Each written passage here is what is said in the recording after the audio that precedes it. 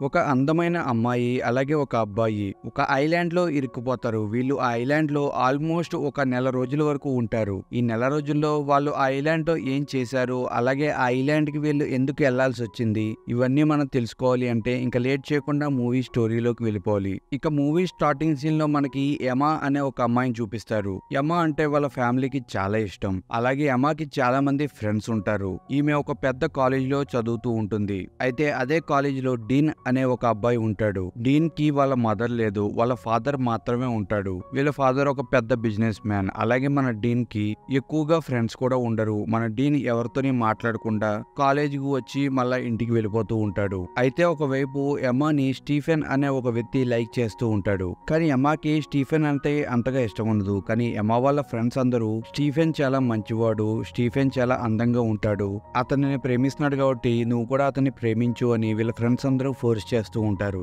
ఇక scene cut చేస్తే తర్వాత సీన్ లో వాళ్ళ కాలేజీలో ఐస్లాండ్ కి సంబంధించిన ఒక ట్రిప్ ప్లాన్ చేస్తూ ఉంటారు. ఇక తర్వాత రోజే ఆ కాలేజీలో ఉన్న వాళ్ళందరూ ఐస్లాండ్ కి బయలుదేరతాకి అందరూ బస్ ఎక్కుతూ ఉంటారు. ఒకవైపు స్టీఫెన్ ఎమ్మాతో ఏదో రకంగా మాట్లాడదామని ట్రై చేస్తూ ఉంటాడు. అది గమనించిన ఎమ్మా వాళ్ళ ఫ్రెండ్స్ అందరూ ఈ ట్రిప్ అయిపోయేలోపు ఎలాగన్నా వీళ్ళిద్దరిని కలిపేయాలి అని అనుకుంటూ ఉంటారు. తర్వాత వీళ్ళందరూ కలిసి ఐస్లాండ్ కి వెళ్ళిపోతారు. ఇక ఐస్లాండ్ లో ఉన్న రిసార్ట్ లో అందరూ ఫుల్ గా ఎంజాయ్ చేస్తూ ఉంటారు. అలాగే ఒకవైపు మన స్టీఫెన్ ఎమ్మాతో ఏదో రకంగా మాట్లాడదామని ఆమెను టచ్ చేస్తూ ఆమెతో మాట్లాడుతూ ఉంటారు. అలాగే ఎమ్మ వాళ్ళ ఫ్రెండ్స్ వీళ్ళిద్దరిని కలుపుదామని ట్రై చేస్తూ ఉంటారు. ఇక తర్వాత సీన్ లో ఎమ్మ వాళ్ళ ఫ్రెండ్స్ అందరూ ఒక బోట్ లో పార్టీ చేసుకుంటూ ఉంటారు. అక్కడికి చాలా బలవంతంగా ఎమ్మను కూడా తీసుకువెళ్తారు. ఆ బోట్ లో ఎమ్మ అన్ని వైపులో తిరుగుతూ మొత్తం ఆ వ్యూ ని ఎంజాయ్ చేస్తూ ఉండగా ఒక ప్లేస్ లో స్టీఫెన్ వేరే ఒక అమ్మాయితో క్లోజ్ గా ఉండటం చూసేస్తుంది. అప్పుడే ఎమ్మకు కూడా అర్థమవుతుంది స్టీఫెన్ నన్ను మోసం చేద్దామని ట్రై చేస్తున్నాడు అన్నమాట.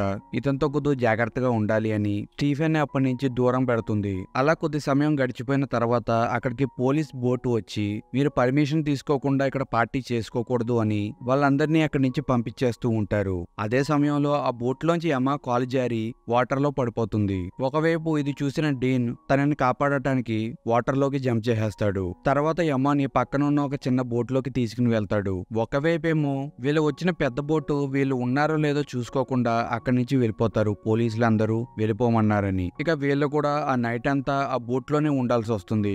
ఇక ఆ తర్వాత రోజు వీళ్ళని తీసుకొచ్చిన టీచర్స్ ఇద్దరుని యమా డీన్ ఎక్కడికి వెళ్ళిపోయారు, వీళ్ళిద్దరూ మన దగ్గర ఉండటం ఇష్టం లేక బయటికి వెళ్ళి ఎంజాయ్ చేస్తున్నారా అని అక్కడ ఉన్న వాళ్ళందరి మీద అరుస్తూ ఎంక్వైరీ చేస్తూ ఉంటే యమా వాళ్ళ ఫ్రెండ్స్ యమా అలాంటిది కాదు, మీరు చాలా తప్పుగా మాట్లాడుతున్నారు అని టీచర్స్ తో వాదిస్తూ ఉంటుంది. ఇంకొక వైపేమో యమా డీన్ వీళ్ళిద్దరూ సముద్రం మధ్యలో ఉంటారు. చుట్టుపక్కల ఏమీ వీళ్ళకి కనపడవు. అలాగే వీళ్ళ ఫోన్స్ లో కూడా మొబైల్ సిగ్నల్ ఉండదు. ఇక ఎవరన్నా వచ్చి మనల్ని కాపాడతారులే అని అనుకుండే లోపే వీళ్ళిద్దరికి ఒక ఐలాండ్ కనపడుతుంది. ఇక అప్పుడు వీళ్ళిద్దరూ వీళ్ళ దగ్గర ఉన్న వస్తువులతో ఆ ఐలాండ్ దాకా ఈ బోట్ ని తోసుకుంటూ వెళ్తారు. వీళ్ళు ఐలాండ్ దగ్గరికి రీచ్ అయిపోయిన తర్వాత వీళ్ళిద్దరు ఆ బోట్ ని ఒడ్డుకి లాక్కొచ్చి ఆ బోట్ లో ఉన్న ఫ్లేర్ గన్ తీసుకుని ఈ ఐలాండ్ లో ఏమన్నా హోటల్స్ ఉన్నాయేమో అని చూడడానికి వెళ్తారు. ఒకవైపేమో యమా డీన్ వీళ్ళిద్దరి పేరెంట్స్ కి మా పిల్లలు తప్పిపోయారు అన్న న్యూస్ అయితే తెలిసిపోతుంది. ఇక ఈ రెండు ఫ్యామిలీస్ వాళ్ళ పిల్లల్ని ఎలాగన్నా ఫైండ్ చేయటం కోసం పోలీసులందరికీ చెప్పి వాళ్ళ పిల్లల్ని ఎతకడం కోసం పంపిస్తారు.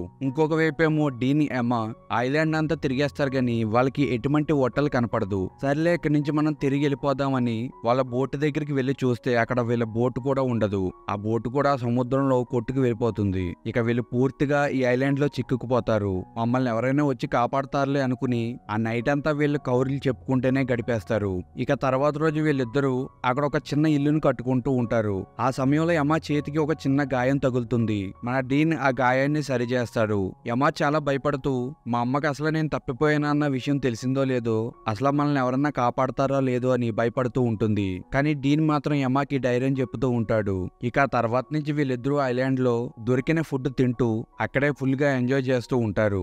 అలా ఒక వారం రోజులు గడిచిపోతాయి. వీళ్ళిద్దరూ చాలా క్లోజ్ అయిపోతారు. కానీ ఒకవైపు మాత్రం వీళ్ళిద్దరు పేరెంట్స్ వీళ్ళిద్దరూ తప్పిపోయారు అన్న విషయం టీవీలో యాడ్ వేయించి అలాగే చాలా మంది పోలీసుల్ని ఆ చుట్టుపక్కల ఉన్న ప్రదేశాల్లో చాపర్స్ లో తిప్పుతూ ఉంటారు. అయితే వీళ్ళిద్దరూ ఐలాండ్ లో అలా తిరుగుతూ ఉండగా వీళ్ళకి ఒక ప్లేస్ లోని ఒక అస్థి పంజరం కనపడుతుంది. అది చూసి అమ్మ చాలా భయపడిపోతుంది.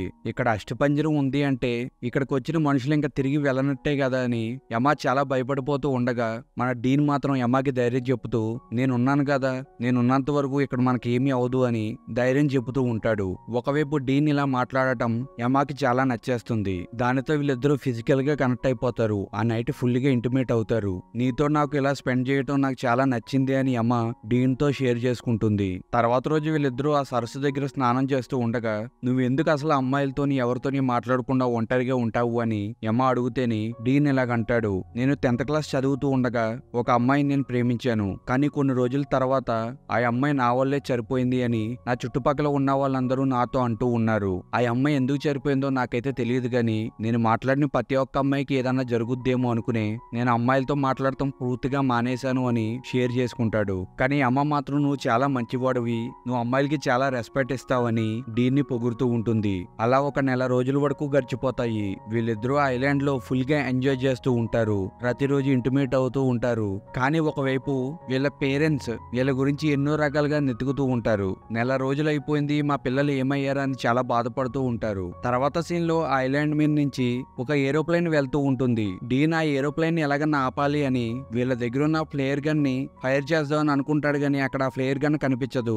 అలాగే ఆ ఏరోప్లేన్ కూడా అక్కడి నుంచి వెళ్ళిపోతుంది. ఈ ఐలాండ్ లో మనం ఇద్దరే ఉన్నాం కదా, మరి ఆ ఫ్లేయర్ గన్ ఎవరు తీస్తారు అని వీళ్ళిద్దరూ చాలా బాధపడుతూ ఉంటారు. ఇక వీళ్ళిద్దరికి ఐలాండ్ లో బతకటమే ఒక మార్గం అనుకుని నిర్ణయించుకుంటారు. వీళ్ళు అక్కడే వాళ్ళ గుడారాన్ని ఏర్పాటు చేసుకుని అక్కడ ఉన్న ఫుడ్ తింటూ అక్కడే ఎంజాయ్ చేస్తూ ఉంటారు. అయితే ఒక రోజు వీళ్ళిద్దరూ అక్కడ పడుకుని ఉండగా వాళ్ళ దగ్గరికి ఒక కోతి వస్తుంది. వీళ్ళ ఫ్లేయర్ గన్ ని ఆ కోతే తీసుకుని ఉంటుంది.